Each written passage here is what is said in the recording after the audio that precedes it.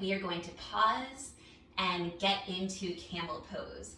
But we're not going to get there yet. We're going to slowly work into getting into our heart space and a little bit into our hip flexors as well. You will need 2 blocks.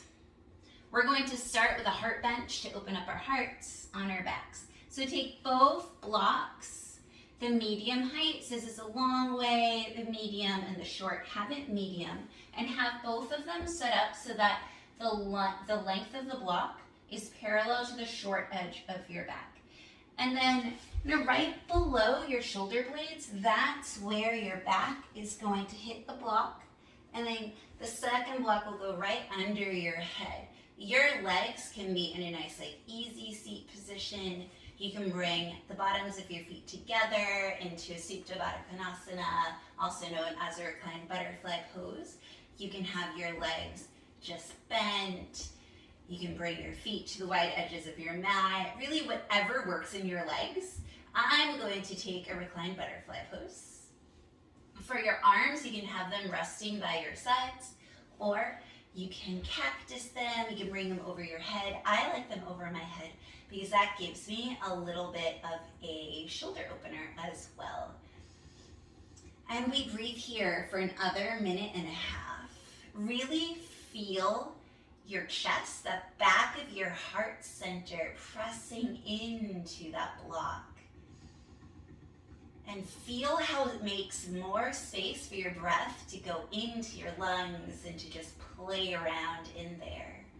This is so good to gently start opening your back. Rest here. And scan your body. How does it feel today? How do you feel today? And just a warning, getting into our heart space in this way can be emotional at times, especially when we're opening our hips as well. A lot of us have been closed off for a long time. And so opening up might feel really invigorating in a great way. It can also be a little scary, and sometimes, honestly, you might feel a little nauseous. So be very gentle. I'm going to give you little steps along the way. And so never ever feel like you need to go into the fullest expression of a pose. In fact, using fullest expression makes it feel like there's 100% that's achievable. And really there isn't. It's just what the 100% feels like in your body. That variation is perfect. Okay, we have been here for about 2 minutes. So let's get off of the block. Gently lift your head up. Gently lift your back up. Great. And now we're going to get into another very gentle back bend called Sphinx Pose. So imagine those Sphinx statues and what they look like. And we're going to become those. Grab your elbows with your hands. That's your shoulders width distance apart. And then extend your right forearm. It's parallel to the long edge of your mat. Do the same thing with your left. So you have train track arms. Press your hands and your forearms into the mat. Maybe walk your elbows slightly back or forward. Whatever it takes, have your elbows exactly underneath your shoulders. Now, I know a lot of people don't like practicing with mirrors, but having a camera or having a mirror or taking a picture of yourself is a beautiful, wonderful, great way to see if you're doing the pose correctly. Otherwise, you can be practicing for years potentially, doing damage to your body because you're not in correct alignment. So be careful, be gentle with yourself, and be safe. All right, so that's the top, our upper body portion. Notice how my shoulders can go forward. Make sure that your shoulders are back, you're shining your chest through. Now let's pay attention to the bottom halves of our bodies, our lower body. So really press into the tops of your feet. Notice how my knees are lifted and then they drop. Lifted, dropped, lifted, dropped. You want your knees to be up. Really press into the tops of your feet. Engage your quads and hamstrings. Engage your calf muscles. Engage your glutes slightly. And breathe here. This is a very nice back bend. One more breath in. And release. Okay, coming into tabletop position. We're just gonna lubricate our spine slightly. So hands are underneath your shoulders, slight micro bend in your elbows. Knees are underneath the hips. Inhale, cow pose. So sinking that belly down, still tucking that belly button to spine. Chest up, chin up, tailbone up. Exhaling, rounding everything, tucking everything in like a cat. Inhaling, cow.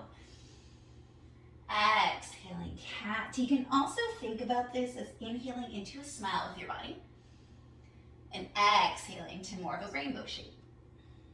So inhale, smile. Exhale, rainbow. Inhale, smile. Exhale, rainbow.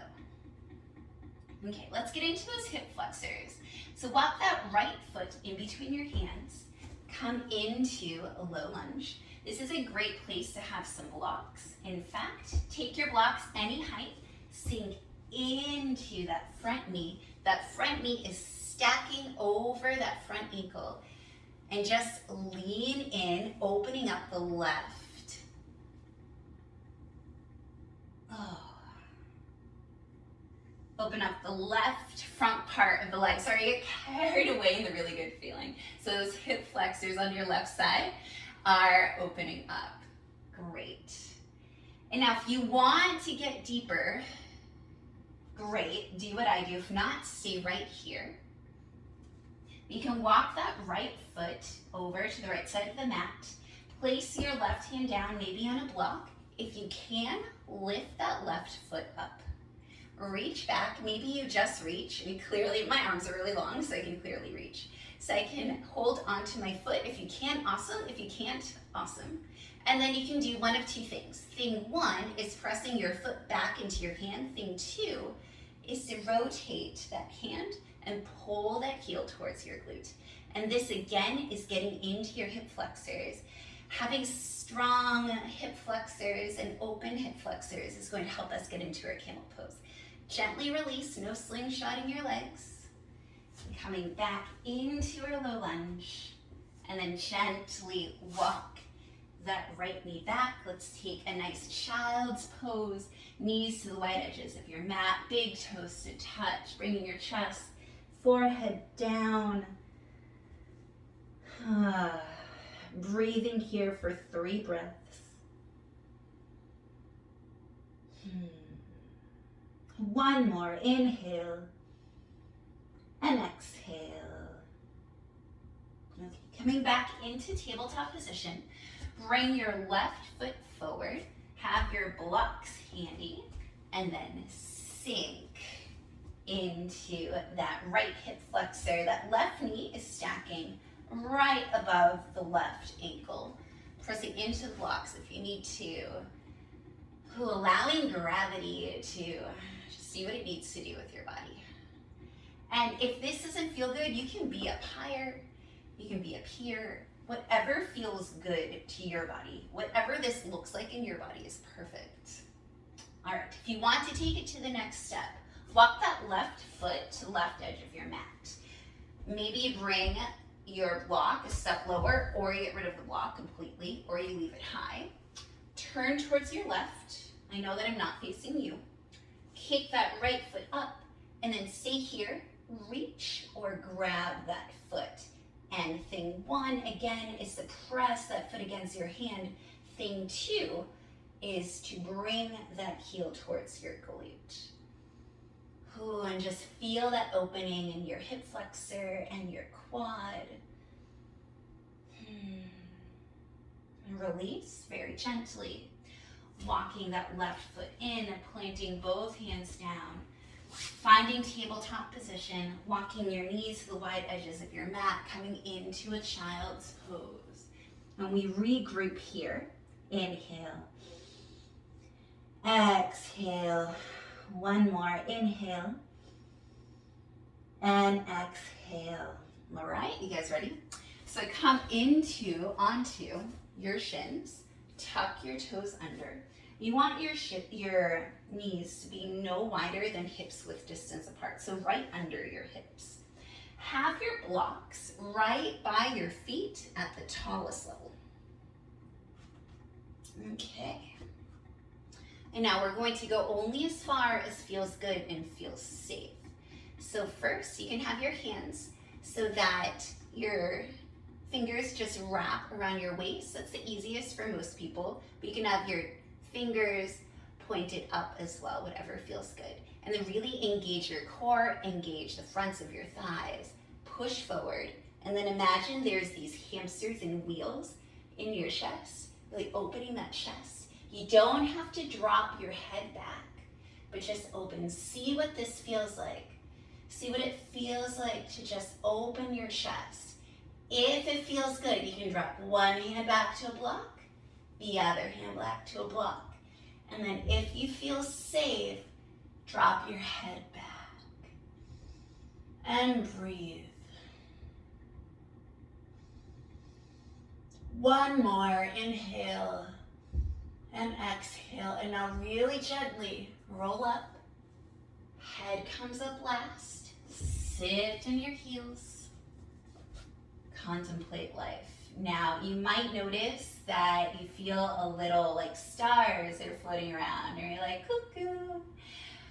And that's just your nervous system getting activated. So take another deep breath here before we try again. Inhale. Exhale. Okay, let's get back onto our shins. Tuck your toes. I invite you to do the same thing, or you can try reaching your heels this time. So again, hands are at your lower back. Engage your thighs, engage your core, activate those hamsters. And then drop one hand down, then the other. Really pushing those thighs forward. Really engaging that core to protect your lower back.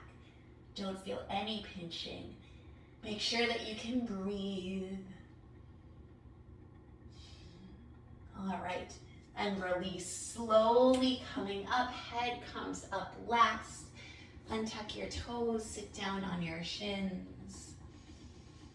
And breathe. Good things come in threes. So we will do a third one. This time I invite you to do any of the levels we have done before, or leave your toes untucked. I'll show you my feet and try to reach your heels. All right, come on to your shins. Hands come to the small of your back. Engage your thighs, engage your core, engage those hamsters. Maybe you don't drop your shin back yet. Reaching back. So you can do it without even dropping your head. In fact, that feels really good. And then if you want to drop, you can.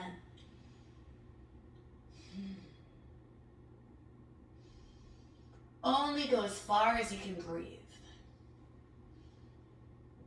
One more breath. Inhale. Exhale, and you release. Head last. Coming onto your shins. Okay. And now let's take something to neutralize our spine. So we're going to take a downward facing dog. Come into your down dog. Walk your feet in slightly, and we'll take a twist in this down dog.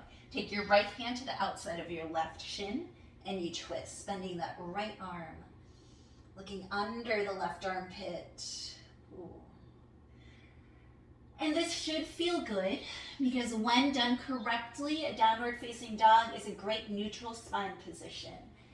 And twists are amazing for countering back bends.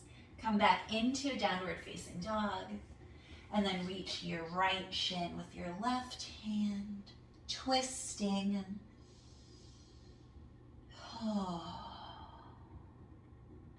Your knees can be bent. They don't have to be super straight like mine are.